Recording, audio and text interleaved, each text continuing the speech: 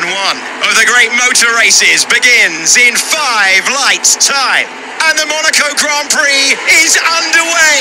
We get the launch from the line from Charles Leclerc. He's going to maintain the lead. Could be second place for Ferrari. They go side by side with Piastri and Sainz duking it out. But the Australian driver kept second place. The top 4, the top 5 as they were, as Leclerc gets the launch that he needed. But is that a problem? Is that an issue? Looks like the sparks out of the back of the car for Sainz. He has got a problem. He's off and he's out. Carlos Sainz on the opening lap. Was the wheel banging between those two? Because the Spanish driver is out on the opening lap of the Grand Prix. There must have been a touch then. Sainz and Piastri. Piastri was so brave at the first corner, hanging it around the outside. The wall then pinches in on the exit, and there must have been a slight touch between them. Watch Piastri. Watch Oscar Piastri in second place. He's all over the back of the Scala Ferrari, trying to chase his way by. Can he force his way past to the Nouvelle chicane? Would have been bold. But the McLaren firing up their tyres so quickly. One Ferrari out immediately, and the red flag is flying on lap 1 of 78. Oh, that's a big crash that we didn't see further back. Most important thing to see. Look, no front left, no front right. But Perez, thankfully, out of the car, and a huge amount of debris. But extraordinarily, 4 cars out on the opening lap. This is the touch there for Sainz. Oh, it's a little one, but just carbon fibre there at the edge of the floor for Piastri, and Sainz knows he's got a puncture immediately. Watch Perez, it's going to be down the inside. It's Magnussen with the clip that causes the accident, and that's a massive hit into the wall. He doesn't back out, does he? He just never, it's not in his DNA for Kevin Magnussen to back out. So Perez must have had a pretty bad start to be down there with both Haas cars. So Hülkenberg might get a view of this, or was he I think he was ahead, wasn't he? Oh, that's Perez ahead. So Magnussen sneaks up the inside of Hülkenberg. Yeah, Magnussen's going to be on the right-hand side. That's where the contact is going to be. Well, I mean, Magnussen will say that Perez should have given him a bit more space to go side by side up there. Are you okay, Nico? Damn it. That was unnecessary. Yeah. So this is going to be the angle, I think. There's the gap, and he's already touched the wall himself and then just keeps his foot in. He just never backs out. He's on 10 points on his licence. You'd think he'd be cautious at the moment. That's going to be him gone. That is Esteban Ocon chancing one at Portier. The 2 Alpines come together. What did he do? What did he do? What did he try to attack? Red flag. Gosh. The whole car is damaged now. I can tell you Esteban Ocon is in the garage having his car looked at, and that is why. We were able to establish an order, but the order for the restart has been given as Sainz in 3rd position. That is a huge let-off for the Spanish driver. We're underway and racing once again on the streets of Monaco. Looks like a good launch for Oscar Piastri. He's got nowhere to go, though. Charles Leclerc maintains the lead once again. Lando Norris was close with Carlos Sainz, but it's George Russell who's got the better traction with that medium tyre. Can he get close? No, he can't. Top 5, top 6 as they were off the line. Will we make our way through this sequence of corners unscathed this time? We will, and everyone will be trying to bring the tyre temperature in. I can't imagine he's feeling too comfortable there. He is measuring the pace. He can fluctuate it as he likes. He's now on this lap a second slower than the lap before, and that's why Piastri is right with him. But when you have the bright yellow car in your mirrors that close, that was less than 3/10 into the best overtaking place on the circuit. Piastri's only about half a car from throwing a lunge. That you can't be sitting too comfortable if you're in that position. This is really close now. Schultz managing, I guess, because that was close with Piastri. 1 lap, he might send it.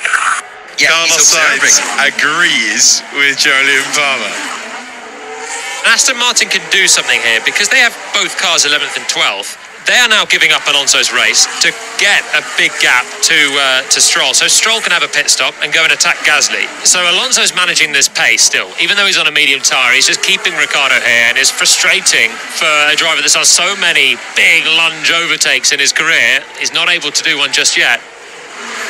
And my word, Lance Stroll is making a pit stop. Something is happening in the pit lane in front of us. 2.3 seconds, and all of Alonso's work has built a gap for his Canadian teammate. Oh no, Stroll's got a puncture. Stroll has a puncture, and his amble up to the back of Pierre Gasly will not happen. That's the carcass off the rim. Stroll back to the pit lane, and that deletes the chance of seeing some pressure late on. In 2017, Charles Leclerc lost his father, and in his final days, he told his father a white lie, that he'd made it to Formula One, that he'd signed the contract. It wasn't true then, but his driving has made it true now, and look what he's done with the opportunity. The grandstands he saw built as a kid growing up now rise for him, and for the first time in 93 years, this fabled race is won by one of their own. Charles Leclerc wins the Monaco Grand Prix to achieve his dream. Victory in his home race. Well done, Charles Leclerc. It's mission accomplished. Destiny fulfilled. You've got that one forever. We won it! Finally! Yes! Yes! Yes!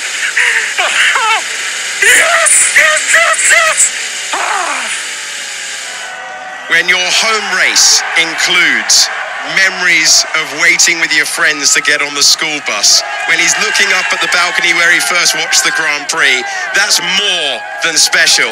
That's pure emotion for Charles Leclerc. This is the Outlap F1 podcast featuring America's own Cody, Andy, and Deanna. Your one-stop shop for Formula One news, insights, race previews, and reviews. Join us on the Outlap.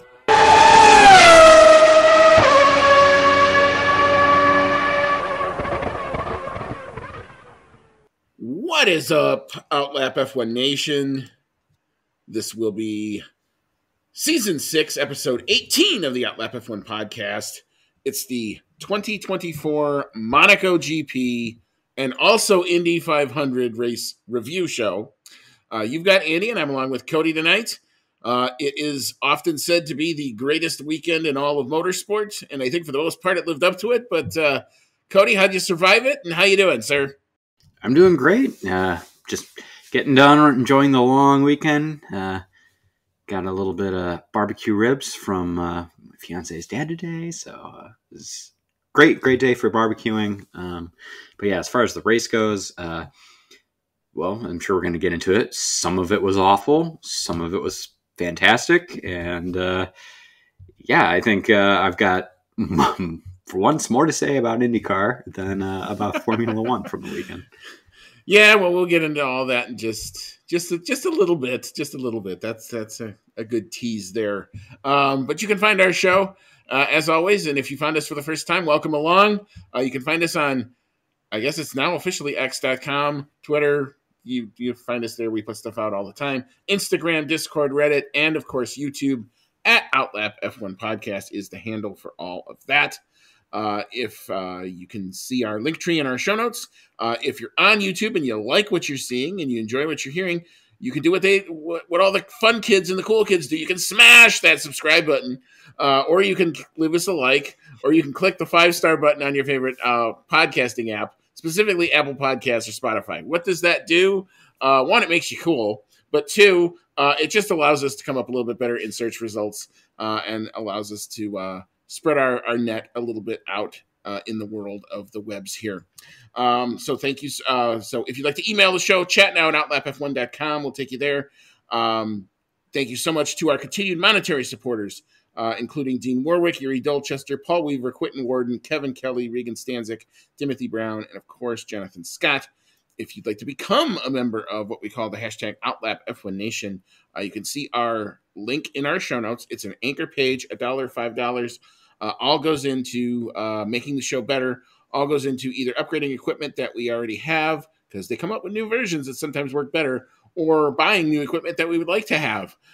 So whatever the case is, it's all going to go into making the show better. That's what we want to do. So we would appreciate if you'd like to support us in that regard.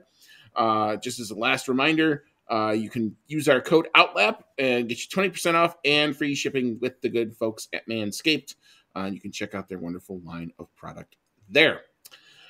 All right. The particulars now out of the way. We shall start with our headlines of the day. Cody, I'll let you go first. I like yours. What you got? My headline is Leclerc's Monaco curse is finally broken. It was certainly a feel-good moment seeing his elation as he won his home Grand Prix after a series of near misses. And it's a good thing that he won it because it was pretty much the only saving grace for this snooze fest of a race. Yeah, my on-track headline is Charles in Charge. There was actually a sitcom from the 1980s by the same title, and I would say Charles was in charge pretty much all weekend from the first practice to the end of the race. He was clearly the best driver around Monaco this weekend, and a much-deserved win all the way around. And my other headline is just in terms of Monaco in general, something has got to give. The qualifying is so fun, and the race is so frustrating. We have to come up with a medium between the two. We're smart people. Formula One engineers are really smart. We should be able to frickin' solve this problem. I've heard a lot of different suggestions. We may come up with one or two of our own later on in the show. But yeah, we ought to be able to try to solve this problem because the race is such a frustrating watch. And even from the onboards, it's still a frustrating watch. And the timings, it's a frustrating watch. And you think you got enough of a gap to maybe do a pit stop. And then you had kind of, well, when we get to it, the perfect storm of how to make Monaco extra frustrating happened. And, that's a racing thing, and that sometimes happens. But it's damn, was it a frustrating watch. Oi! All right, well, we shall start our recap of the action on the track with the qualifying review, which was, I would say, where the fun part was of the weekend. Bit of an addendum here to your on-track action. There were two actually non-classified qualifiers. Those were the Haas drivers, so their times actually did not count. We'll talk about that in a little bit. Starting on P18 was Zhao Guanyu. P17 was Valtteri Bottas in a very frustrating week for the Kick Sauber team. P16, one of the other shocks of qualifying, not able to get out of Q1, Sergio Checo Perez. Wow. P15 turned out to be Logan Sargent. P14, Fernando Alonso. P13, Lance Stroll. P12, Daniel Ricciardo. And P11 was Esteban Ocon. P10, the top 10 from 10 to 1, Pierre Gasly making Q3 for Alpine. Hey, nice job there. P9, Alex Albon in the Williams. Hey, nice job there. Punching above the weight there. P7 was Lewis Hamilton. P6, bit of a shocker here. Not a good weekend for Red Bull at all. Max Verstappen in the Red Bull. P5, George Russell. P4, Lando Norris. P3, Carlos Sainz. P2, Oscar Piastri in the McLaren Senna livery. Effort there. And then P1 with a lap time of 1:10.270, just off the track record, was Charles Leclerc in that Ferrari, absolutely sending it all the way around the walls of Monaco on Saturday. All right, so just to kind of recap, Kevin Magnussen and Nico Hülkenberg, I think were like 12th and 15th or something, respectively.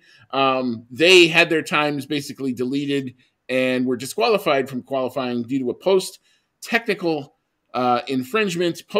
technical infringement. The rear wing measured too far open when the DRS was enabled and was not in compliance with regulations. And that means your times are gone and you are out of qualifying. So frustration for Haas for sure. But Cody, big thoughts on the fun part of the weekend, the qualifying session. What'd you think?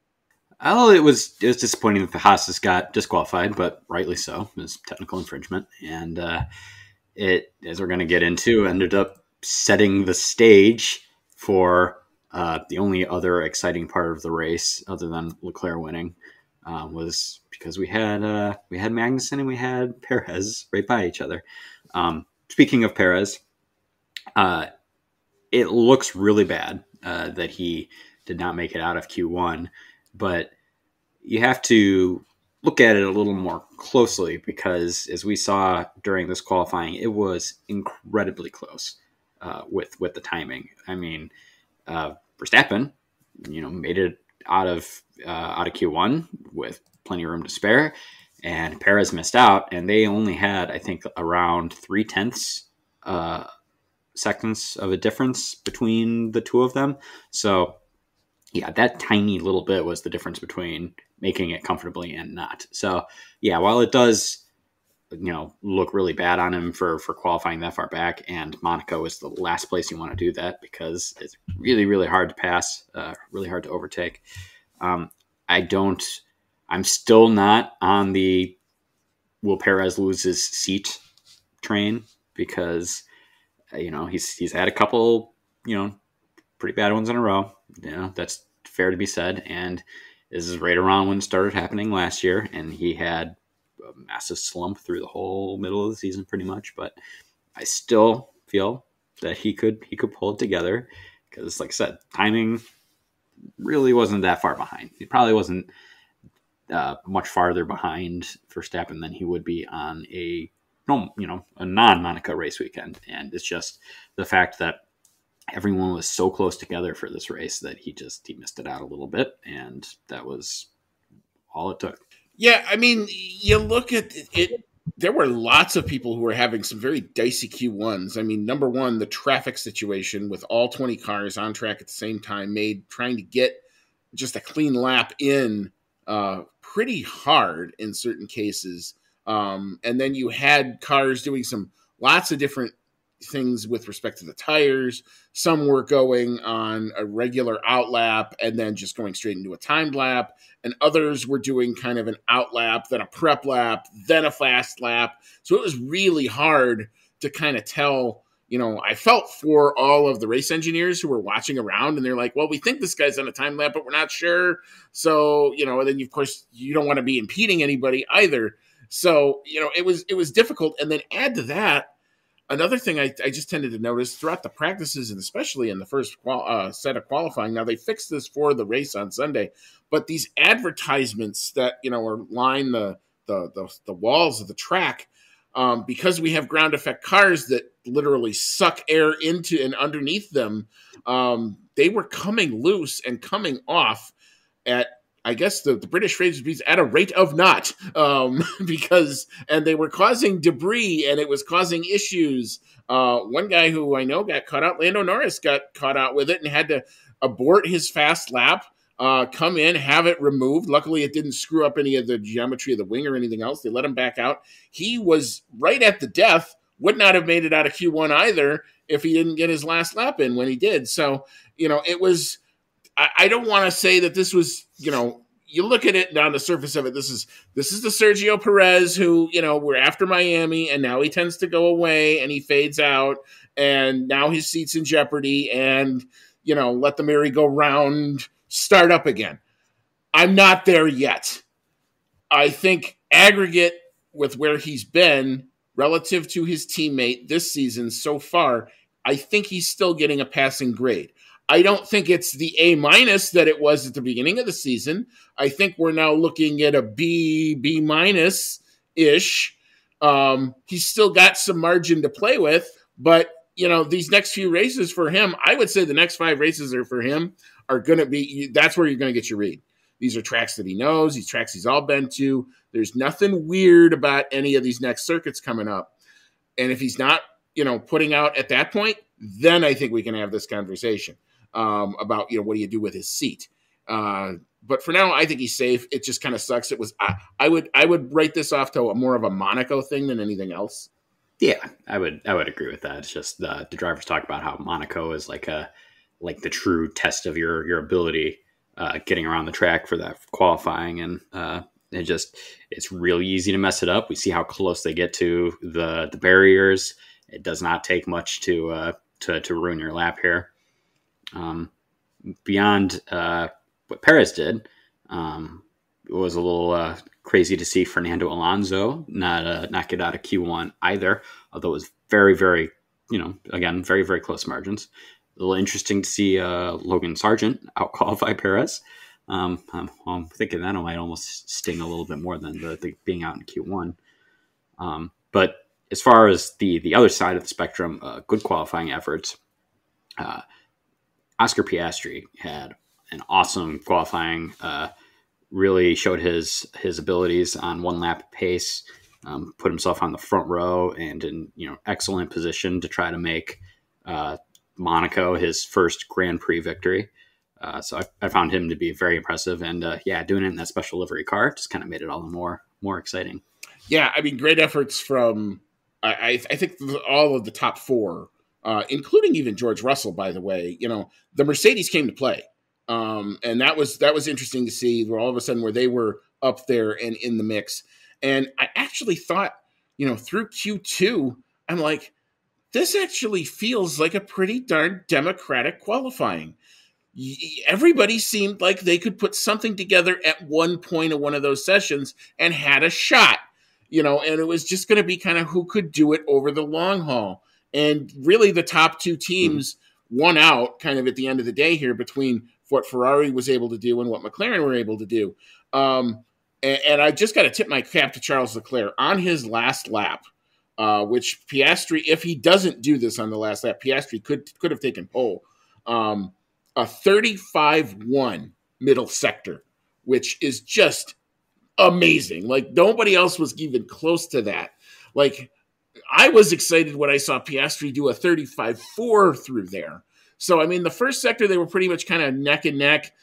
There are even times during that lap where Piastri is ahead, but it turns out, that's the end of the second sector is the swimming pool and, that chicane coming out of the tunnel. That's where Leclerc really, really, truly made that qualifying effort stick and eked out that extra tenth or two that proved to be definitive.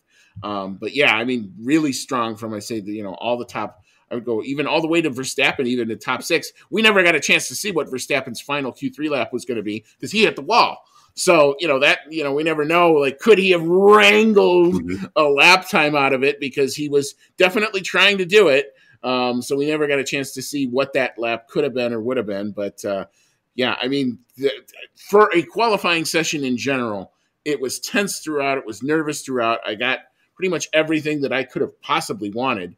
And it was fun to watch it on the timings, and the timings would light up. And then you'd see these random guys would shoot up to the top of the board at a certain point when the track was evolving. So, I mean, but that's great. And the other thing is they're running multiple laps. They're not running, it's not one shot and then that's it. The soft tire was giving you multiple cracks at this. So, very enjoyable qualifying session all the way around for sure. The most exciting part for me was probably when when we saw that message come across the screen from Max Verstappen's radio that said he hit the wall, because at that point you're like, oh my God, he's not going to get it. It's going to be somebody else. And as we saw during the race, not a whole lot changed from the qualifying order, which is kind of par for the course for Monaco. So, the fact that Max was qualified down in 6 really pretty much ruined his chances at even getting on the podium, much less winning the race.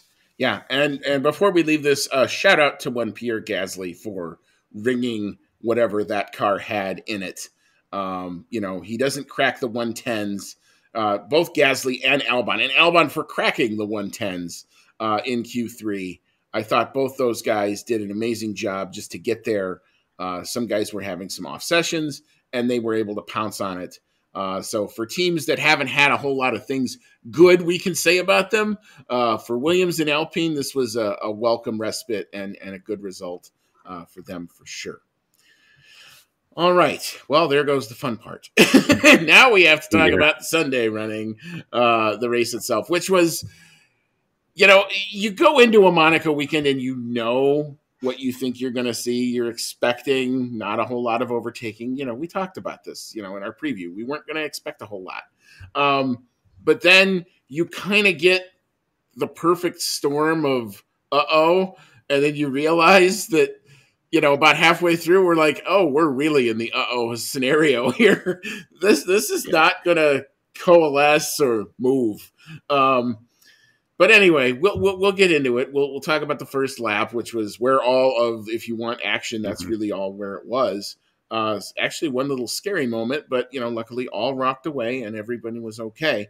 But we shall start with the back markers, and those back markers include 3 names: Kevin Magnussen in the Haas, Nico Hülkenberg in the other Haas, and Sergio Perez, whose entire Monaco Grand Prix lasted about 800 meters, maybe. If you count how much they slid. Maybe that was part of it. But also not finishing after a later on lap 1 incident was the other Alpine of Esteban Ocon, who we will definitely have to talk about because there was some post-race drama going on in that team for there. The classified finishers, P16 was Zhao Guanyu in the Kick Sauber. P15 was Logan Sargent in the Williams. P14 was Lance Stroll in the Aston Martin. And P13 was Valtteri Bottas in the other Kick Sauber. I guess the first thing we should do is we should say we had two starts. We had the first one. The first one saw the big wreck, which involves Kevin Magnussen, Nico Hulkenberg, and Sergio Perez. And then that was an instant red flag, and that was totally the right call. There was so much debris on the track. There was nothing else you could do other than to stop it. So we had about a 35-minute or so delay. They came back out. Of course, now you're in your red flag rules, which means everybody gets to change tires. So everybody who started on mediums went to the hard tire, and everybody who started on the hard tire went to the medium tire. So that killed your strategy game or your undercut, overcut, outlap, inlap. Sometimes that's the fun part of Monaco, was watching that whole thing happen. No Valtteri Bottas 3-day pit stop on the cards, it seemed, today. But let's talk about the lap 1 incidents. There were 2 of them. First one, Magnussen, Hulkenberg, and Perez. Cody, what'd you see, and how'd you break it down? So this incident was really the meat and potatoes of this race, because it was 95% of the excitement that we saw in this race, and it pretty much determined how the rest of the race was going to go, like you said. So we've got, normal condensed mob of cars going into the first couple turns at Monaco, and then going up the hill. Magnussen had a little bit of a run on Perez. Enough so that he thought he could try to sneak his car between Perez and the guardrails there. And what we've seen is that it's not really like racing at a normal circuit when you're going up the hill there, because it's not just a straight shot. The guardrail kind of waves in and out a little bit. It's not going to be perfectly sized for that car going all the way up. And so he didn't have a lot of room to make that move on Perez in the first place. I don't know if Perez just didn't see him or thought that he would maybe take the wiser move and back out before anything got hairy. But all it took was a little squeeze from Perez against Magnussen that caused Perez to pretty much turn into Magnussen into that guardrail. And then Magnussen pushes him a pretty significant distance and flips the car all the way around. And it was pretty nasty once we saw the replays on camera. It was really pretty looked like a pretty high impact crash. And the wreck of Perez's car afterwards was pretty stunning. It was fantastic that we saw that he was okay right away. The cameras didn't even really pan to the incident right away. I think they kind of waited until he was out and okay to show us the wreck. But yeah, 3 out of the 4 wheels gone. The car is pretty much completely destroyed. And as part of this, I think Perez's car kind of flew out, and I can't remember exactly whose car flew out and hit Hulkenberg. But since he was at the back with these guys, he got wrapped up in this as well. And so his race was done before half a lap had been completed as well, through no fault of his own. And then, yeah, like you said, this wreck was nasty. They threw out the red flag quite quickly because there was nothing else they could do. There was so much debris on the track from the incidents that cars weren't going to be able to go through there. And that really set the tone for the rest of the race because, as you said, red flag means everyone goes in, they can do car repairs, they can change tires, and that tire change, it counts for the rules. It doesn't say anything about that you need to have a formal pit stop in the rules. You just need to use 2 compounds of tire. And anyone who started, went out on their first lap. They had on one compound of tire, and then they changed to a different compound for the next restart. That's all they needed. They ran, half a lap on one compound, and for a lot of them, they ran 77 and a half laps on a different compound, and that counted.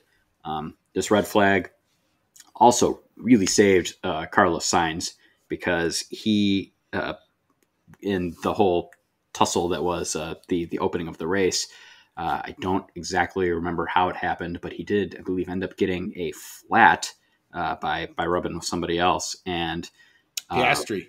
Yeah. Okay. So he got a flat rubbing with Piastri.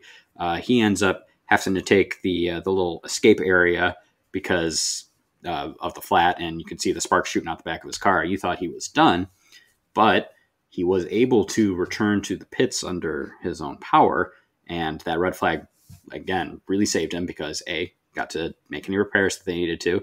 He got a free tire change, and they just pretty much, I don't know if I really agree whether this is fair or not, but they established the restart order for him to be back in third place where he qualified. So yeah, big save for Carlos Sainz. He ends up converting that luck into a podium, which we'll get to later. Big save from him for this incident as well. Yeah, I mean, a few different rules to kind of just go over to try to understand why things happened the way that they did. So the first thing that happens when the incident happens is obviously there's waved double yellow flags. At that point, it's on race control as to what they want to do. They can either pull out a safety car or then red flag the race. Meanwhile, of course, as that incident is still happening, you're still under the double yellows in Sector 1. Those 3 cars never get out of Sector 1. Meanwhile, the train is continuing, and they get all the way to almost out of the tunnel at the front. And they throw the red flag when Leclerc almost hits what you would call swimming pool 1, which is where you can just start to see the swimming pool. Now that Leclerc, that's the start of Sector 3. So where the leader is not the determining factor. It's where the last car who's on the track, how far did that car make it? That means because those 3 cars, Magnussen, Hülkenberg, Perez, did not get out of Sector 1, that makes that decision pretty much automatic for race control we go back to the previous lap. Because we had no lap, the only other order we could have done was therefore the qualifying order. So that, as you're right, does save Carlos Sainz, who had the tussle with Oscar Piastri. Piastri was on the outside. Sainz was trying to cut on the inside of the very first turn. It didn't work. I think it was floor hits tire. Tire didn't make it at the end of that. Piastri suffers some floor damage. Was able to get a lot of it fixed, but not all of it. So he was kind of running a little compromised, but not enough to where it was very material until basically the end of the race is kind of where you kind of saw the difference once Leclerc actually did finally hit the go button. But that's why we ended up with that order. It's where the last car is. If they get out of Sector 1 and once all 20 of them do it, that's when they can actually say, well, this is our new grid.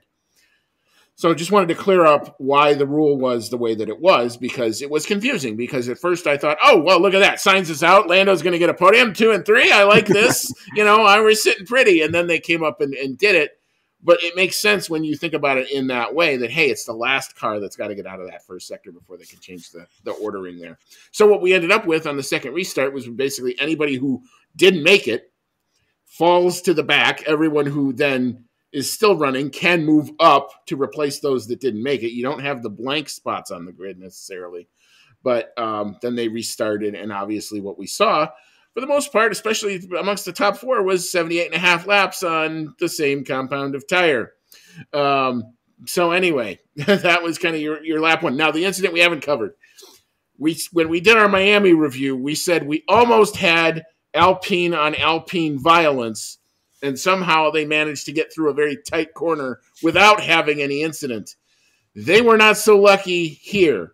Esteban Ocon and Pierre Gasly had a coming together in I think the Portier corner coming out of there where Ocon is on the inside, Gasly is on the outside. They're heading into the tunnel, and Ocon is sticking his nose probably where it doesn't belong, hits Gasly's tire, and then basically goes up. Now, that's kind of a scary incident because the tunnel is like right there. Mm-hmm. So I think that was actually the scarier of the two. Ocon falls back down. He has big damage. When they red flagged it, he managed to get back. They put the car on the lift there, but they were not able to repair it in time, and that was Ocon's race done. Ocon was later assessed the equivalent of a 10-second penalty for that incident. Interestingly enough, the first incident that we talked about had no action by the stewards, kind of another talking point on those things as well. Because Ocon could not serve that penalty in the race, he now is subject to a 5-place grid drop at the next race that he runs in. And we're not necessarily really sure when that's going to be because there was a lot of post-race Alpine drama. Apparently, Bruno Famin, the Alpine team principal, was seen. The words I was hearing was apoplectic at Esteban Ocon for the Alpine on Alpine contact. That's a major, major league no-no, especially at a race where they could have scored. As it turns out, Pierre Gasly does score a point on the day, but the point is definitely made clear to Esteban. He put out a tweet apologizing later on in the day. I don't know if it's been enough. The big rumor mill is now, do we potentially see Alpine bench Esteban Ocon for a weekend in favor of one Jack Doohan, which would mean that Alpine's penalty could then potentially carry over into Austria. Interesting. Cody, your thought on the Alpine on Alpine violence and all the fallout from that? I think that we're looking at it, through a microscope because it was teammates making this collision. And yes, the move from Ocon was opportunistic. He's, we've heard and have seen on Drive to Survive that Esteban Ocon and Pierre Gasly do not get along very well.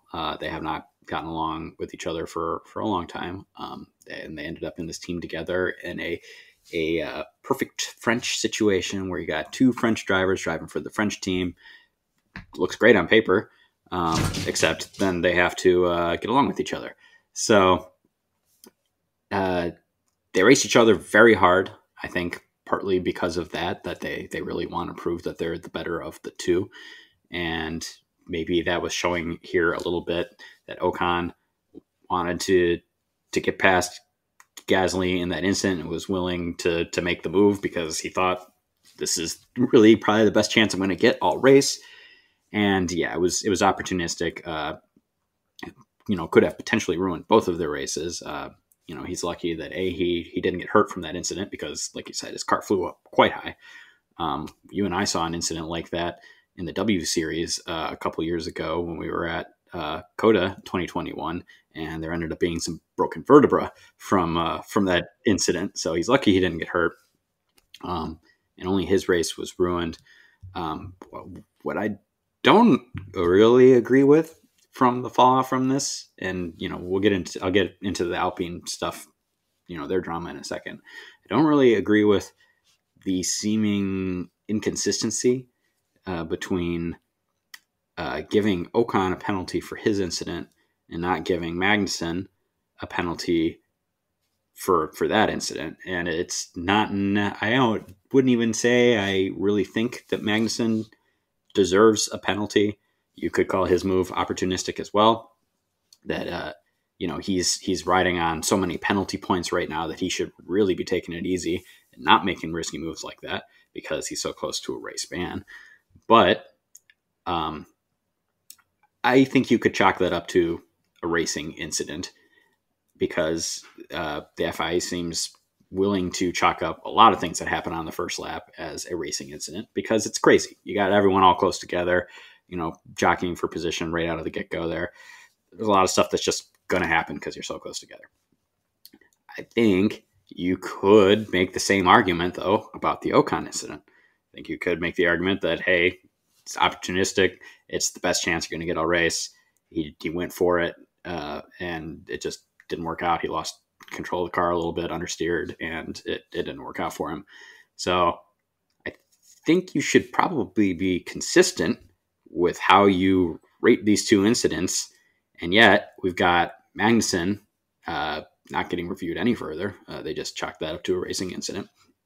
And you get Ocon getting what's going to be a fairly severe penalty, because 10 seconds is, pretty bad as it is, especially at a place like Monaco. But since he couldn't serve that, now he's taking a 5-place grid drop, which is pretty severe. And I just don't think that there was that big a difference in the responsibility for those incidents. I think you should either make them both penalties, or you should make them both not penalties in this case. And I think there's probably a little bit of that, looking at Magnussen is so close to a ban and really, really not wanting him to get the ban, that influenced that decision of them saying, look, we're gonna overlook this one because we don't want to actually give you a race ban. We've seen in the past that the FI seemingly goes through significant lengths to avoid giving drivers bans. And I think that maybe played a little bit of a part here. Yeah, I mean, that's certainly part of, I think, the general discussion in all of this. The thing that annoys me is one incident got looked at right away. The Ocon one gets looked at, investigated, noted, all that. And then the other one seemingly was cleared before we even went back to racing. And I even got into a couple arguments with a couple people during it where they say the turn one incident, oh, that can't be the Magnussen thing. That's the Sainz Piastri thing. No, the stewards came out, or the race director came out and said, we're not even referring that to the stewards. It's no further investigation, not an investigation with no further action. Now, if you want to say that that's a turn lap one melee, stuff happens, fine. But it should have been noted, investigated, however they wanted to do it, make a decision and stand by that decision. I disagree with one not even getting looked at and the other one having the book thrown at him because of it. At least if you had done that, you have something that we can at least refer to and get an answer as to why you did what you did. But when you don't even pick it up to look at it, I mean, that, and if you're right, and that's because K-Mag is on the penalty points, well, guess what? K-Mag earned those penalty points.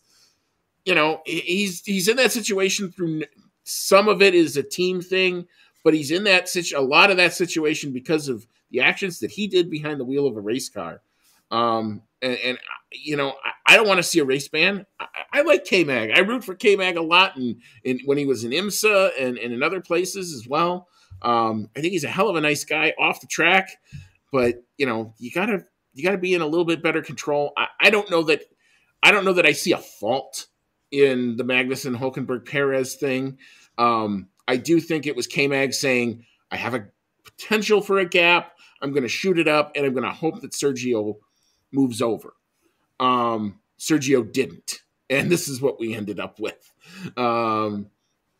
Is that enough to give the guy a race ban over? Maybe not, but, I was with Hülkenberg's take of the whole thing. Like, the whole move is unnecessary. You don't have to do that there. Yes, overtaking is very hard, but there would have been other occasions to try to get a position or two. And, I would have thought discretion would have been the better part of valor there, but, it just didn't work out that way. The Ocon thing is a silly move. It's probably worthy of some action. I don't know that it's worthy of him getting benched, other than this is Bruno Famine trying to come in and say, I'm the boss and you guys will listen when we tell you something, which is important. And we've seen Alpine messaging not always being consistent. So at least that seems to try to rectify that. So we'll have to see. We'll follow this Jack Doohan potential story, and it would be a bit of a blockbuster if it ends up happening, especially given that both of their drivers are free agents in the merry-go-round after this season. So, lots of drama at Alpine for sure. All right, so we will now move into the midfield, and that midfield saw P12, was Daniel Ricciardo. P11, just missing out on points, was Fernando Alonso. P10, the Alpine that kept running and did score a point, was Pierre Gasly. P9, the Williams of Alex Albon gets them off the donut and gives them their first 2 points on the season as well. P8, there he is again. Yuki Tsunoda in the V-Carb, just doing what he does, man. Nice, consistent stuff here. P7 was Lewis Hamilton. P6, unable to do anything after the qualifying effort, Max Verstappen in the Red Bull. P5 was George Russell, and the P4 finisher was also where he started, Lando Norris in the first McLaren. So, Cody, thoughts on the midfield? This is usually where we have lots of drama. There was some, but not a ton. Yeah, I feel like this was kind of like a desert throughout the whole race. It wasn't really a whole lot going on. There was a couple small things that happened. So we did have a couple places in the race where drivers were holding up the field, seemingly in an attempt to get their teammate a gap for a free pit stop. And I believe we saw Fernando Alonso hold up the field pretty significantly for Lance Stroll to get a free pit stop and, try to get some fresh tires to start making some moves.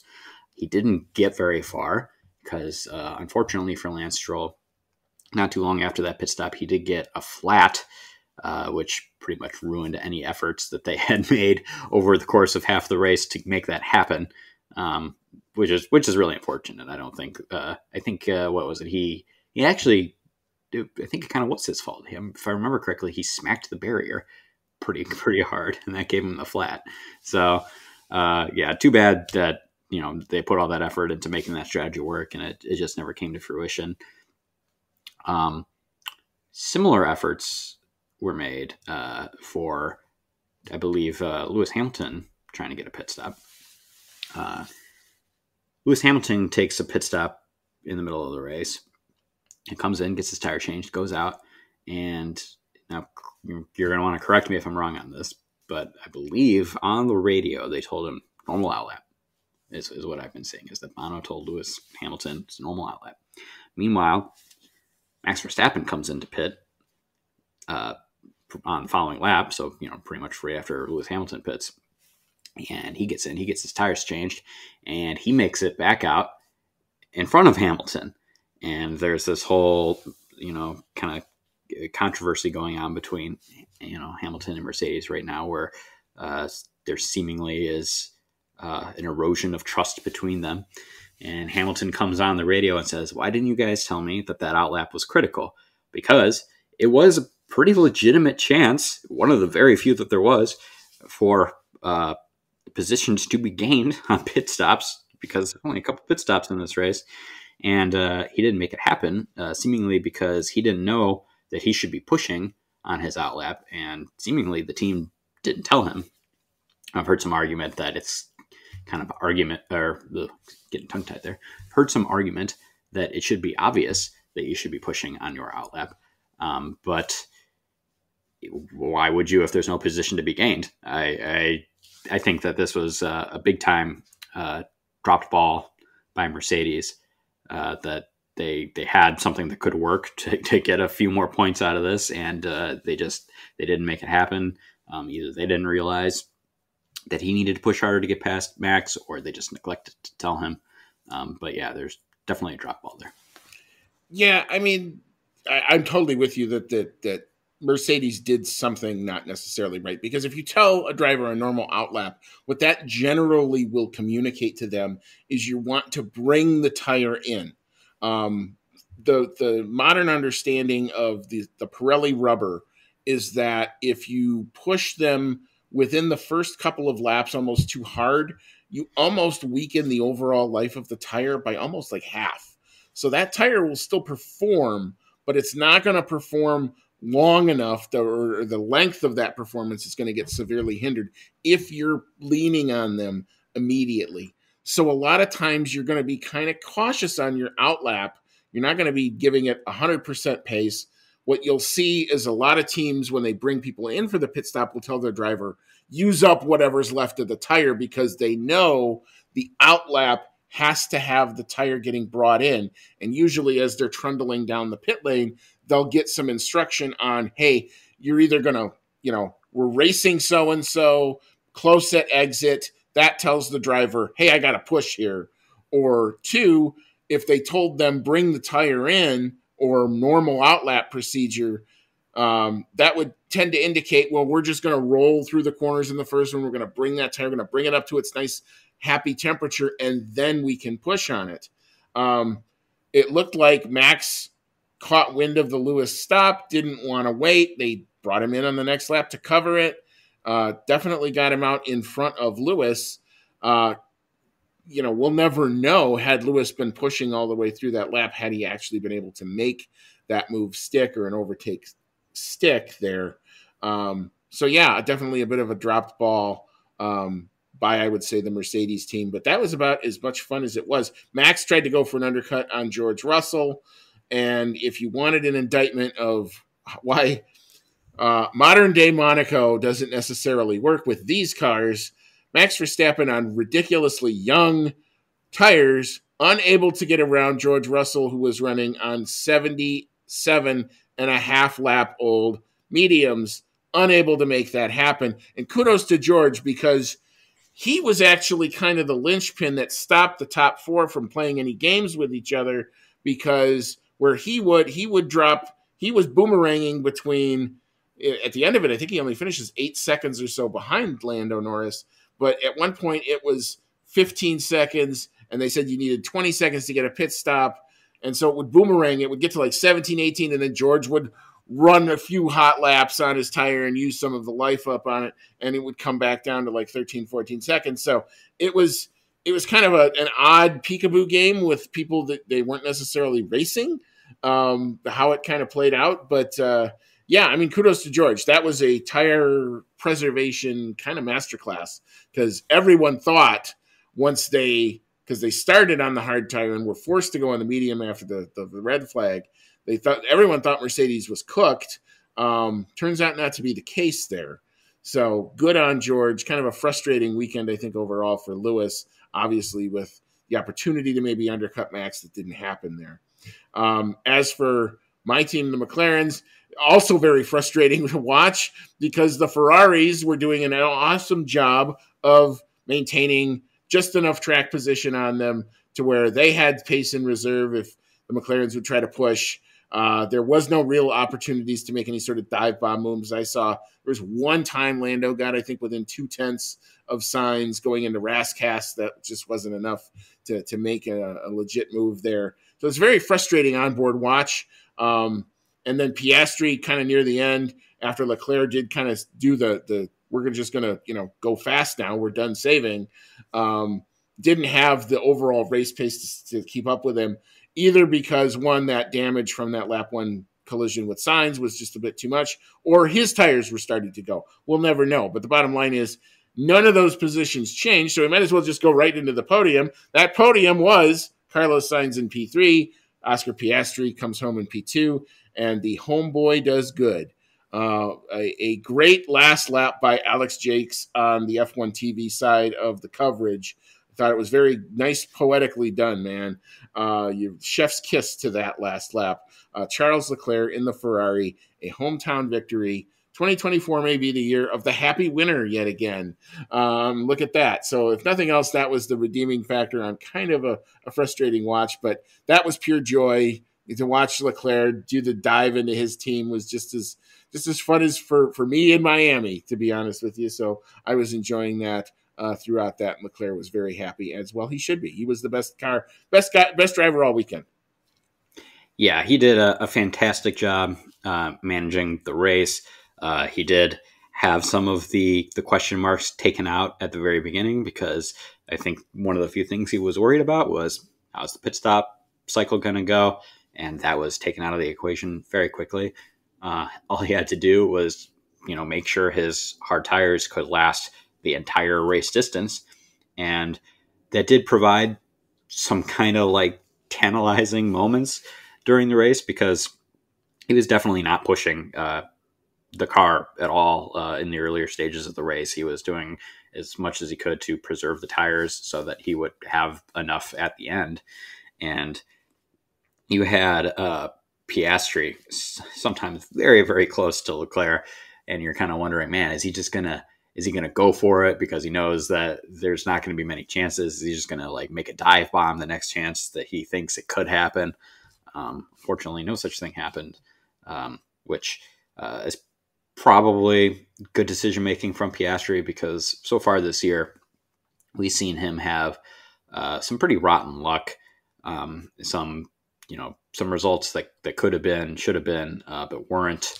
And I think out of this one, while it would have been awesome for him to be able to say, yeah, I won my first full Grand Prix at Monaco, I think he's happy at this point getting the P2 podium. I believe this is his first podium of the year, which is pretty crazy because Lando's had some really strong finishes. But that just goes to show you that, I think Oscar's been screwed by luck at some point so far. So, yeah, he looked to be, pretty happy with where he finished. Leclerc was like out of this world, happy with how things turned out, as he should be.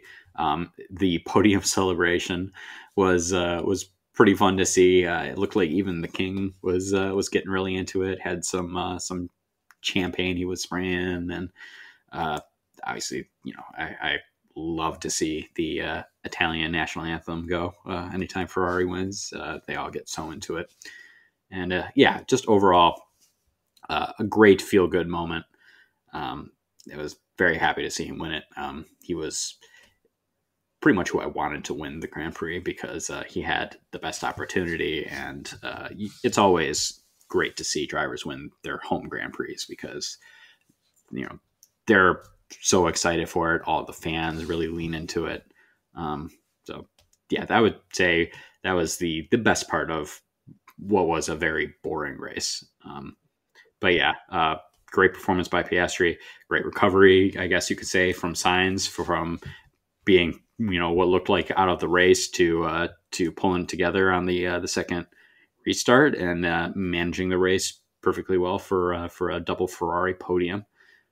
So get this guy a drive for next season, please. Yeah, I mean, where he's going to go I still think that's the linchpin to everything. I mean, it seems Mercedes is no longer really in contention. It seems Red Bull those windows seem to be closing quicker than they're opening. And now Williams has apparently entered the fray, along with then that would lead Audi. And now Williams is a potential place where he could go. So,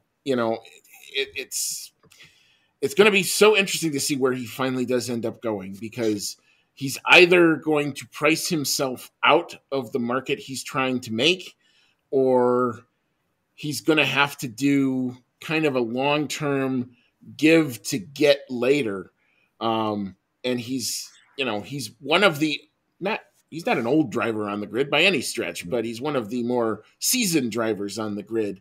And if you're telling him that it's going to be another 2 or 3 years before he's going to be able to win races again, you obviously want to win now. He's definitely in win now mode. That has been made pretty clear. So, yeah, I mean, it's going to get fascinating where he's going to go, because and I've said this before, I think once that move gets announced, you're going to watch the dominoes go boom, boom, boom, boom, boom, boom, boom, boom, boom, because everybody's going to want to get their houses in order for next year to try to make sure that the 26 offseason is as light and as drama-free as is humanly possible, because all of these cars are now changing. All of the power units are changing. So it's a massive, massive reset of what the competitive order is. And all the teams, what they're trying to do now is to set themselves up as best they can so that once January 1 of next year happens, they can get going on these 26 regulations and to really, really try to maximize that, because you're definitely, I think, going to see some competitive order changes for sure. But just to go on Leclerc, I thought the video of him going in the water was just amazing. full Leclerc. in head first dive. That was, I even tweeted it. I said, those were some happy humans right there.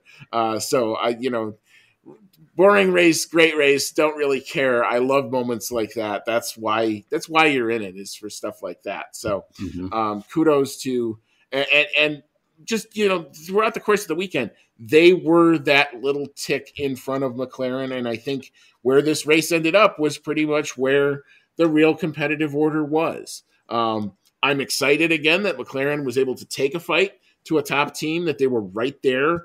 And good on Piastri to get, hopefully a confidence boosting drive, a drive that tells him, hey, you can preserve those tires. He went 77 and a half laps on a set of tires in Monaco and didn't get overtaken. Good on you there. And Sainz was trying to make you do stuff, and he didn't succumb to it. So, there's lots of positives to take away there.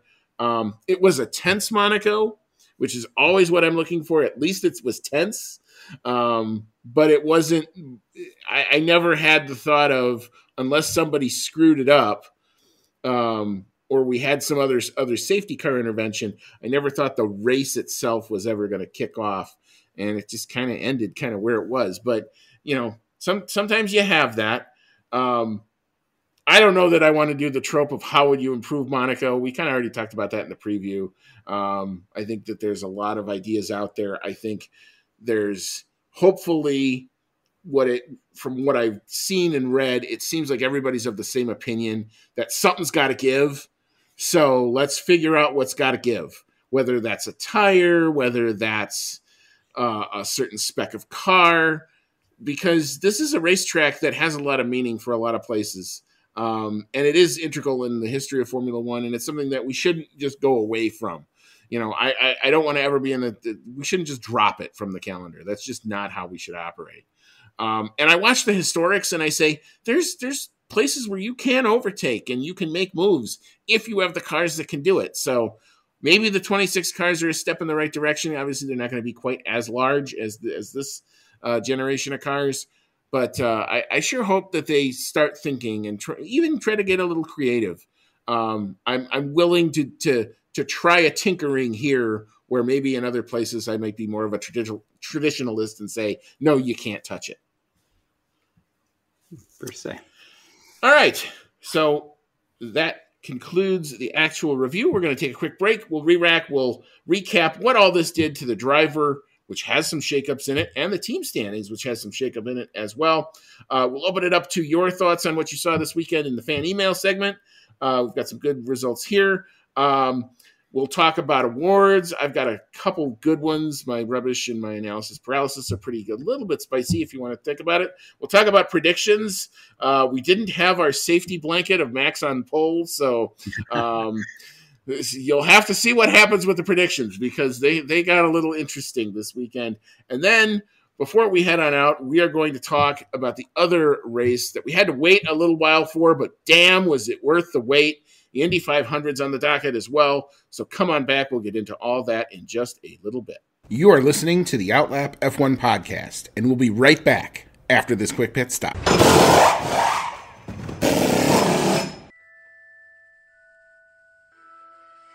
Grab your flu powder, broomstick, or apparate to your favorite audio streaming service to join the discussion on Hogwarts, a podcast, where Dan and his friends have in-depth chapter-by-chapter breakdowns of each Harry Potter novel. Join the group as they dive into the magical world and discuss plot points, analyze character development, and occasionally go off the rails.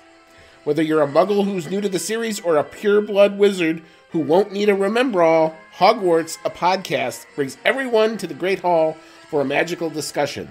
Hogwarts, a podcast, available wherever you get your podcasts. All right, welcome back in. This is Season 6. This is episode number 18 of the Outlap F1 podcast. It's the 2024 Monaco / Indy 500 review show. You've got Andy and I'm along with Cody tonight, and we just wrapped up the Monaco portion of the review. So what we're going to do now is we're going to recap what that did to all of the driver standings and the team standings. So Cody, if you want to take the drivers, I'll chip in with the teams. Yeah, sounds great.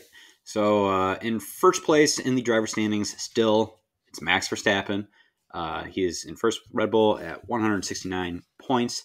However, the gap between first and second has closed up a little bit. I got to say, it's based on the first couple races of this season, it's closer than I thought it would have been at this point. Second place after that victory is still Charles Leclerc for Ferrari.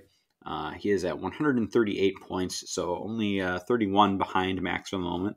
It's a full race victory, but still not insurmountable. Third place, Lando Norris from McLaren, performing very well so far. He's at 113 points.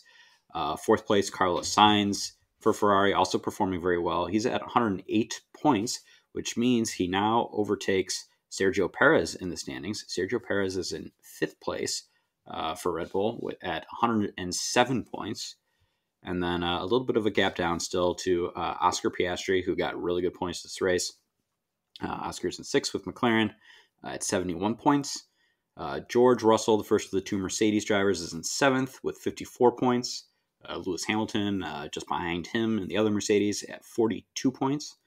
And then Fernando Alonso in ninth place with Aston Martin at 33 points. And then in 10th place, Yuki Tsunoda squeezing his way into the top 10 in points. Very consistent as of late in that V-Carb car. He sits in 10th with 19 points. Yeah, so I guess the trope question, do you think championship is back on, or do we need another data point yet? I think we've seen some strange things so far this season. I think it looks good on paper. I think it's still going to be a pretty clear Red Bull victory, especially in the drivers. Because if you look at the races that Max hasn't won so far, you've got Australia, where he probably could have won had his brakes not failed at the very beginning of the race. You look at Miami, where he probably could have won if he hadn't, damaged his car with the bollard, and then a well-timed safety car that put Lando Norris into the lead. And then you look at Monaco. Well, Monaco's kind of an odd one out anyway, because it's all about the qualifying. I will say that it was very promising how close the qualifying was, and the fact that the Ferraris and McLarens were able to qualify him. But there's lots of track evolution. You can't really pass, so we don't really know what he could have done if it was a more conventional circuit where you could pass. All that to say that I think it's still Red Bull's to lose, and I think we're probably going to see that as we get back to the more conventional circuits. Yeah, it's tempting. I was in our national show YouTube chat. I was trying to float the idea of, well, damn, look at this. This might be championship on, and got in a good conversation with another guy who said, talk to me in 3 races time. And I think that's fair. I actually think that's really fair. This can sometimes, Monaco can mask a lot of team warts in certain places, or can expose them in others in a unique way that is only going to happen here. I've left Monaco many times, and I've said, oh, well, if you can carry it forward, and then you get to the next race and it's all reset to kind of where back to normal, service resumed. So if they are struggling again in Canada, which is a much different circuit, one where Red Bull has dominated the last couple of years, then I would say, oh, now this is actually doing something, and maybe we've got something, something's a brewing here. I'm not quite ready to say championship on, let's let LFG yet. But it is interesting to see that the math is not as bad as it once looked. So let's take that for what it is. There have to be more of these, especially when we get to the constructors, because you look at the constructors looks pretty darn tight between these top two now. Red Bull Racing Powertrains continues to lead. They are up to 276 points, but Ferrari now is in the rearview mirror within a Grand Prix point haul. So I would say game on here. They check in with 252 points after their awesome P1 and P3 in Monaco. McLaren are up to 184 points. Kind of now in kind of an island now. They actually lose ground, believe it or not, to Ferrari a little bit here. So it's going to be really tough for them math-wise to get back into this fight. That having been said, if they can capitalize and one of these teams has an off weekend, maybe they're back in it. But I'm not ready to put McLaren into the constructors. That's a bit of a pipe dream yet, but they're solid P3 for sure. P4 is Mercedes. They check in now with 96 points. P5 is Aston Martin. They are on 44 points. P6 is the VCARB team, establishing themselves firmly in that P6 now, up to 24 points. Thank you very much, Yuki Tsunoda. P7, Haas Ferrari check in still with the 7 points. P8 off the donut is now Williams. They have now 2 points thanks to Alex Albon's P9 here. And P9 is Alpine. They get an extra point. They have doubled their total from 1 to 2. And that leaves the Kick Sauber team, who brought a lot of upgrades apparently to Monaco, and not a lot of them worked very well. So, maybe more pain in store for that team. Carlos Sainz is watching. They remain on 0 points.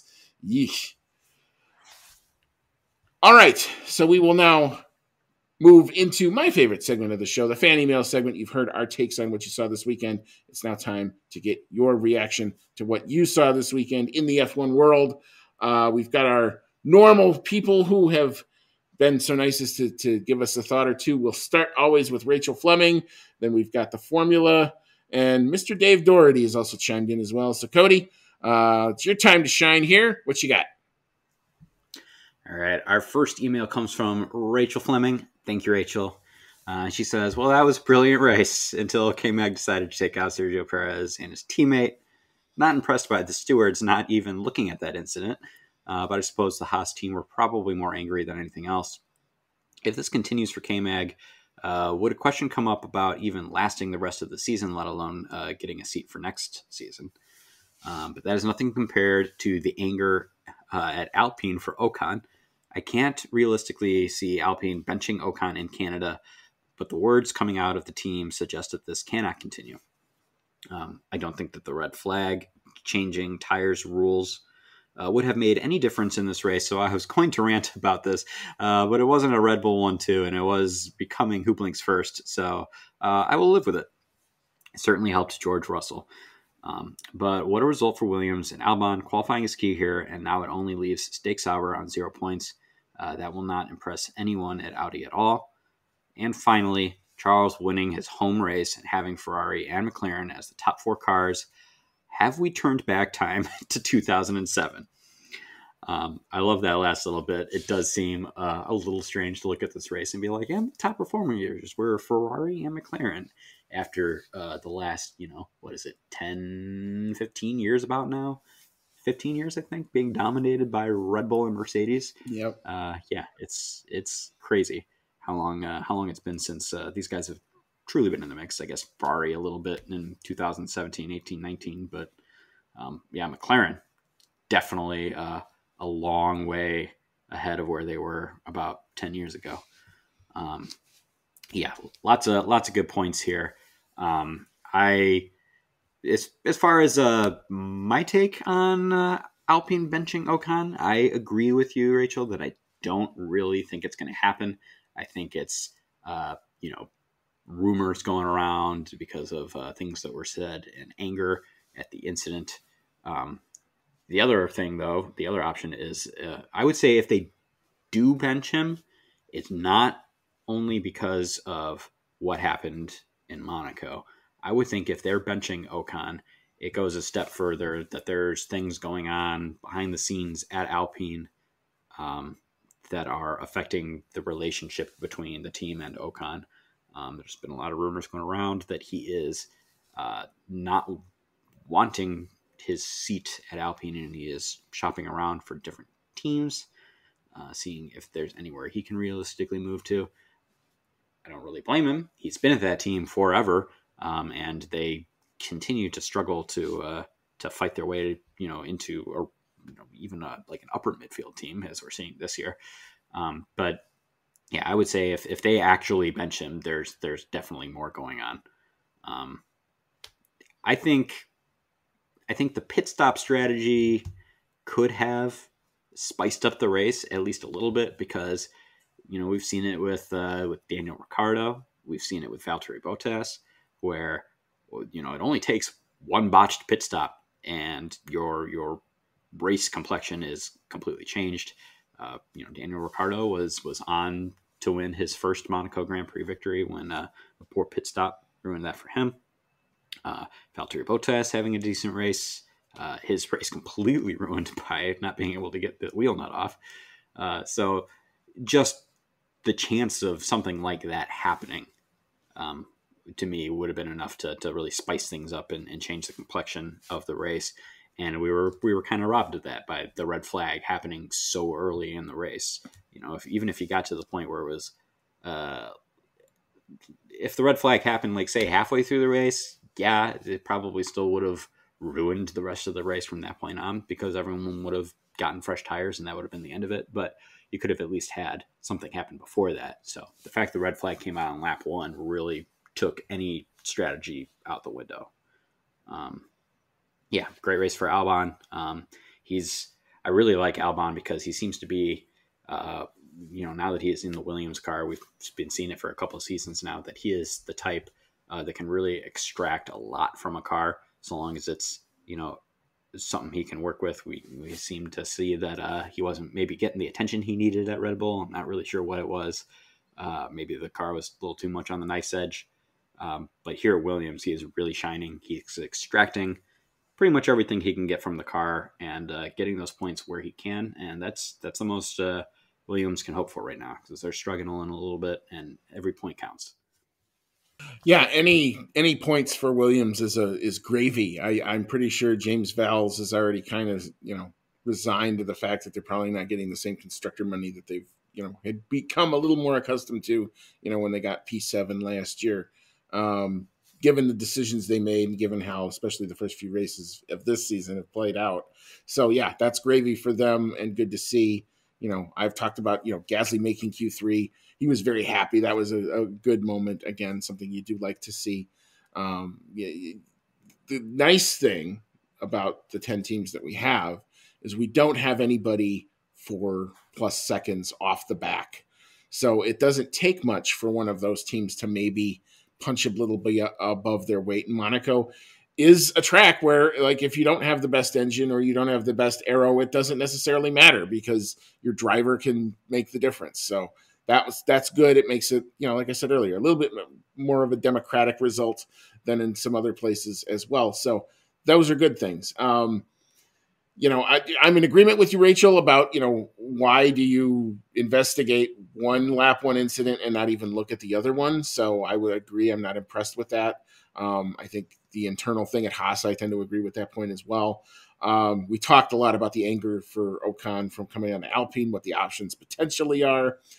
I think this is going to be one of those where I think Bruno Famin is going to lord this over Ocon for the next week and a half and then eventually back down.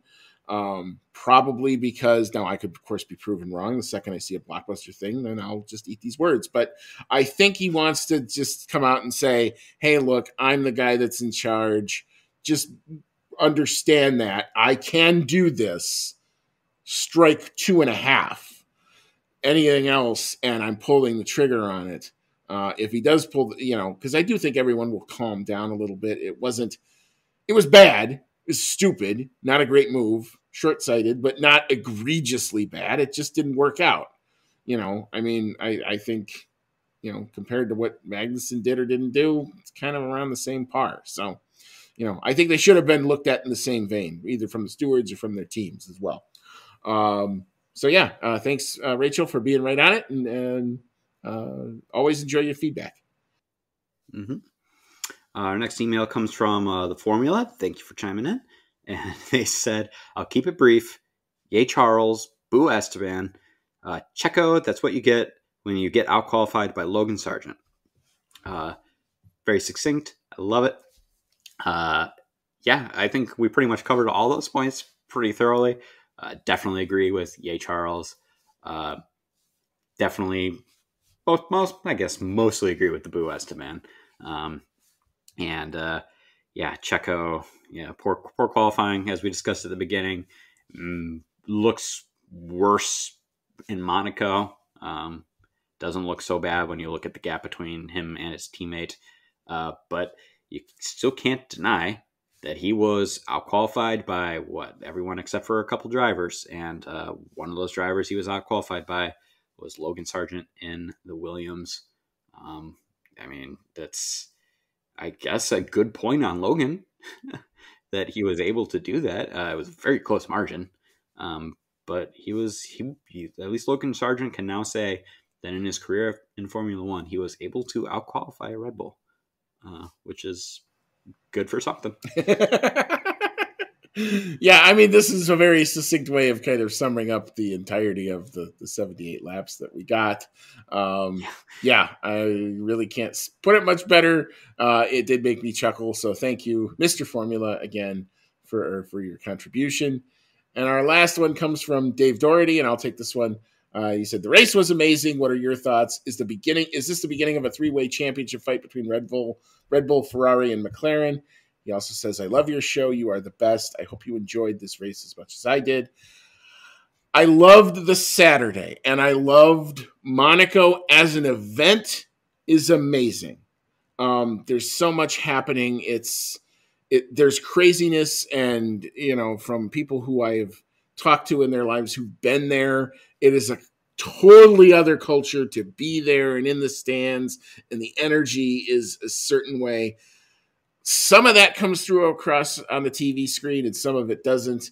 The qualifying is absolutely appointment television. You can sink that into my veins. I had 4 different screens. I had both McLaren onboards going at the same time. I had a timing screen. I had, social media going. I had the main screen that had different feeds at different timings of it, so I could, catch it all. So, I mean, I am all for loving the venue. I love the atmosphere. I love the energy. I love the history. We got to do something about the racing, though. It's got, like I said before, we are smart people who work there are smart people who work in the sport. I am confident that they can figure that out. I can enjoy a race that doesn't have a whole lot of overtaking, but it just seemed the perfect storm of what led to just a frustrating watch, even from the onboards, which is usually what I enjoy a lot more if the basic coverage isn't all that great. But, in terms of the three-way championship fight, I'm not ready to declare that yet. I think we need a couple more data points. It's interesting that Red Bull have not been their dominant selves, but I've said this before. The math would say that there was almost no way that Red Bull were going to be able to repeat the dominance of last year. And hopefully what comes out of this is, even if they do win this year, that it's not as dominant, because that 2023 season should be revered for the outlier and the greatness that it was for them. If they just backed it up and did it again, that gets diminished. And I don't want to see that. And I'm not rooting against Red Bull, but I'm rooting for a fight. Balls in Ferrari and McLaren's court to see what can happen over these next. The good news is, over the next few rounds, the good news is there are plenty of rounds left in this season where the math can turn. I do see Ferrari now firmly in the mirror of Red Bull. I don't see McLaren firmly in the rear mirror of Ferrari yet with the math. Ferrari has to have a bad weekend and McLaren has to have a great weekend, and then that can turn. But if this is a primer to next season where you reset it all and then you're keeping these same rules packages, next year it's on. I think it's on from jump next year amongst these three, and boy, is that going to be fun. Yeah, I think next year is going to be fantastic. We're going to be hitting that plateau of performance that we see at the end of regulations, where everyone's kind of extracting as much as they can out of the regs. I do think it'll be a really close go next year between Red Bull, Ferrari, and McLaren, and there's a lot of really hungry drivers at those teams. So I think it's going to be very exciting. Thank you, Dave, very much for the comment that you love the show. It is really awesome, to know that there are, we have several people here who are regular contributors to the email segment, and it's great to know that you guys, are listening. That we have like actual fans out there. It's very, very nice, very heartwarming. As far as your comments on the race being amazing and that you hope we enjoyed the race as much as you did, I can't tell if you're being sarcastic. That type of thing gets lost over emails. If you did actually find the race amazing and thoroughly enjoyed it, that is awesome. I'm happy that you enjoyed it. I enjoyed the first lap, and I enjoyed the last lap. But the 76 or so in the middle were a little boring for me. I will say, though, that at least for Monaco, I did stay awake for the whole race, which I cannot say about Imola. So I guess there's something to be said for the Monaco factor there. All right. Well, thank you again to all of our contributors in the fan email segment. I do enjoy everyone's feedback as always. And if you'd like to do that, just shoot us a DM right after the race or reply to the tweet we put out. We love to get feedback, good, bad, or indifferent, and we like to react to it. So if you love the show, that's awesome. We're definitely appreciative of that. Dave's always awesome on social media, retweeting our stuff and spreading it out there. So we appreciate all of the support from everybody who likes to contribute to the show, as always. So we will now transition, and we will move into our awards, and we shall start with what goes in the rubbish bin. Cody, I'll let you go first here. I like what you got. What you got? My rubbish award goes to the first lap shenanigans as a whole. We had 2 teammate destroying incidents before the first half of a lap was completed. We had the Madison incident take out Nico Hulkenberg, and we had the Ocon incident take out Ocon. So, but almost take out Gasly as well. And a lot of controversy coming from both of those incidents. Who's at fault, who's not, who deserves a penalty, who doesn't. It destroyed the strategy for the race, made this probably the most boring Monaco race that I've seen. So, that whole factor goes into the rubbish bin. Yeah, very good there. So mine is a little bit about the track, but not about the layout, not about the fact that you can't overtake. Mine is about the advertising wraps. And every circuit has these where, in one way or another, where there's either a painted thing of wood or that's nailed to the barrier.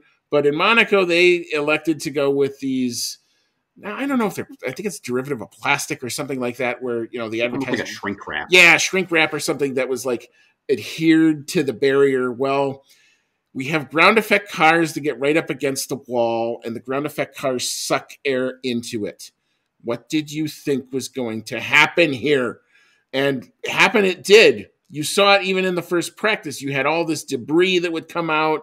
The closer you got to the wall, the more it would pull on the advertising, and the advertising would literally rip off and create a problem. And it was getting into, certain parts of cars. And the worst part of it was in Q1, where a big old chunk of it ends up in Lando Norris's front wing and almost put him out because of it. Now, I agree that Monaco has the glitz and the glam and all of that history behind it, and this is supposed to be the gold standard. We can do better than advertising shrink wrap in 2024. I'm watching the NHL playoffs, and one of the things that, and I don't love this, but they do it and it works, is they've almost perfected virtual ads that you can only see on TV that cycle throughout the course of the weekend on the boards during a hockey game. If we can have that technology, and they've actually figured it out to where if the puck hits it, it doesn't scramble and it doesn't do anything weird. And, unless you're not, eventually your eye will get used to it. Why can't we do something like that here? I get people want to have advertisements around the biggest and most prestigious track on the calendar. It's got to be better than shrink wrap, man, because that obviously doesn't work with these cars. Yuck. Yeah, it was pretty nasty. Okay, so we will move on to our analysis paralysis. Of the 6 pit stops we had, I don't know that there was a lot to pick from, but we've done a good job of trying to come up with something. Cody, I think you've got one of the 6 pit stops on your list here, so what do you have? I do. My analysis paralysis is Mercedes not telling Hamilton that his outlap was critical in order to get past Verstappen. It really seemed like wasted effort on Mercedes' part. It did at least seem to me like a legitimate chance of making one of the few overtakes, probably one of the only pit stop like undercuts of the, or undercut, overcut. I always get them mixed up, of the entire race, and it didn't happen. And it seems like the onus is on the team because they didn't push Hamilton hard enough, didn't let him know that he needed to push harder in order to potentially gain that position. And it's just they're missing out on points that they might have been able to gain. Yeah, all right, very good. I like that. So mine is going to go out here now to my friends at the FIA. We haven't had one of these in a while.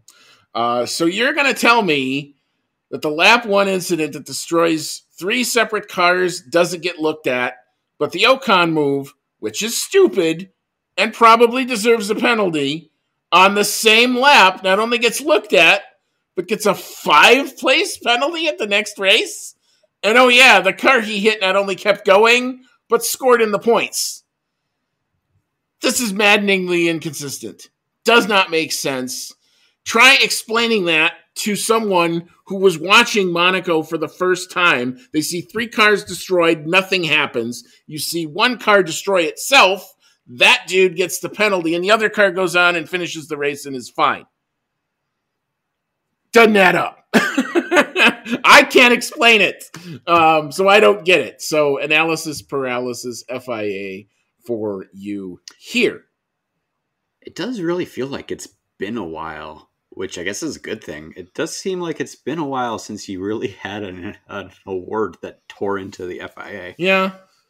Yeah, I haven't had one like that in a while, but this one was just like, it just, the fact that I was getting into arguments with people about it where I'm like, no, they can't be referring to that one. They have to look at the Magnussen thing, and that, no, I don't have the document yet, but I'm pretty sure it's going to say that they're not looking at the Magnussen thing, because that's what they chose to do. Again, it makes it very difficult when you're trying to explain this to somebody who hasn't seen it before, why something happens the way that it does. And I don't like that. But anyway, I'll leave that there. We'll move on to our Dark Horse Award, which we can almost rename it the AKA Yuki Tsunoda Award. But I'm going to give this one to Pierre Gasly for making Q3 in that Alpine and for scoring a point for that team that hasn't had a whole lot to celebrate in spite of the Alpine on Alpine violence. So good on you, Pierre. Here, Cody, what you got for Dark Horse? I will make this the Yuki Tsunoda Award, at least this week, because he really, this season seems to be kind of the definition of a dark horse season. And, not a super great car, comfortably midfield car, but he always seems to be consistently getting into that P8, P9, P10, points paying positions. And he is responsible for the vast amount of the Hall points that VCARB has been able to get. And to top it all off, by finishing P8 in this race, he did get me a point in our predictions game. So if anything, he gets the award for that. And as we're going to talk about, it's a significant point. All right. So we'll now move into our driver of the day before we recap those lovely predictions. I think we have universal acceptance here. I don't know the theme song to Charles in Charge, otherwise I would sing it. But Charles was in charge all weekend. He was the best driver around Monaco from FP1 all the way to the end of the weekend. He was the deserved winner, the best car, the best driver all weekend by far, with some margin to spare. So well-deserved victory at home. Third time was the lucky charm for him. He got it done, third time on the pole for Charles Leclerc in Monaco. Mm-hmm. Cody, what you got? My my driver of the day is also going to go to Chuck Leclerc. Managed the race to perfection. He got the pole, the first thing he needed to do, and then he managed the full 78, like we said, virtually on one set of tires for the entire race, which he did very well. He did not miss a beat. And I did love some of the radio banter that we heard kind of getting to the close of the race, because it did occur to me as we were getting close to the end that he had the potential to get a Grand Chelem, because he had already gotten the pole. He had, appeared to be like he was going to win and lead every lap of the race. And so the only thing left that he needed for that Grand Chelem was the fastest lap. And he kind of indirectly was asking the team about it, trying to see like, hey, what's the margin? Is this something I can go for? And the team was like, no, we're not interested. And he's like, copy, was that a no? No, we're not interested. Just bring it home. So I guess maybe a tiny bit disappointment that he couldn't really I don't think the margin was there. I think what was it? Lewis Hamilton had the fastest lap, and he had it on fresh tires by some margin. So it was unlikely that Leclerc was going to be able to put in a lap at that point in the race on those tires to get the fastest lap anyway. So yeah, a little too bad that he couldn't put this together into a Grand Chelem in Monaco. But considering that it looked like it was a long shot anyway, I don't blame the team for being like, don't even think about it. Just bring it home. You don't want to be the guy that's like, oh yeah, and the Monaco curse was on me this time because I had it in the bag and I just wanted it that tiny bit more. So didn't go for it, but overall, I'm sure he can be very happy with what he did achieve. Yeah, absolutely agree there. All right, so we will move into our prediction results. And when Max Verstappen isn't on pole and doesn't take the race win, these prediction results tend to go a little sideways. So neither of us had the pole sitter. Neither of us had any of the podium in the right order, that's for sure. These are pretty shambolic results. I only had 1 point. I only had Lewis Hamilton as the fastest lap driver. Yay. Look at that. But Cody, you eke out 3 points. You did get that Yuki Tsunoda P8 bonus pick. You got the fastest quali time, even though it was a second off. It was slower, but it was closer than mine. And you got the fastest lap time. Same kind of deal, even though we were both off, but you were probably closer to it than I was. So I guess we were flirting with track records, and that was not what either of us thought was going to happen. There was no weather involvement, so none of that ever came to fruition. So, yeah. But good job on the predictions. You were the best of the worst of us this weekend. All right, so just looking at the timing of kind of the segments, what we're going to do is we're actually going to take a second break. We're going to break here. We're going to kind of leave Monaco kind of as it is. And when we come back, we are going to – so if you're done with the Monaco GP review and that's all you wanted to get out of tonight's stuff, that's cool. No issue there. May all your laps be fast. But we're going to take a quick break, and then when we come back, we're going to talk about the other jewel in the Triple Crown, the Indy 500, which, boy, that has some chef's kiss stuff at the end there, man. Pump that into my veins. So come on back. You will enjoy our discussion of the Indy 500 for sure. So come on back.